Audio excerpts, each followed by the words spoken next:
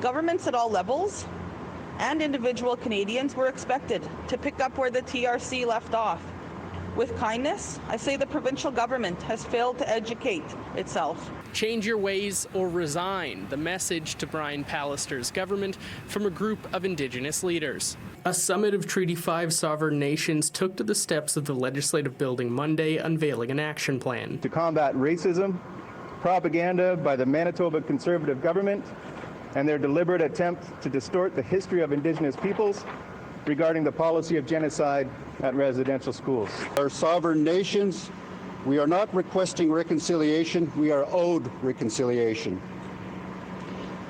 Canada and its governments, including Mr. Pallister's Conservative Party, have the obligation to First Nations of this land to repair the relationship and honor their end of the treaty. This move coming after Pallister angered Indigenous leaders earlier this month when he said people who came to Canada did not come to destroy anything but to build communities, churches, and businesses. Pallister's Indigenous Relations Minister resigned 2 days later, and her replacement, Alan Lagimodiere, adding fuel to the fire when he defended some of the intent behind residential schools. Lagimodiere has since issued an apology, and Grand Chief Garrison Setti, also at the Legislative Building Monday, says the minister should visit Indigenous communities and apologize in person.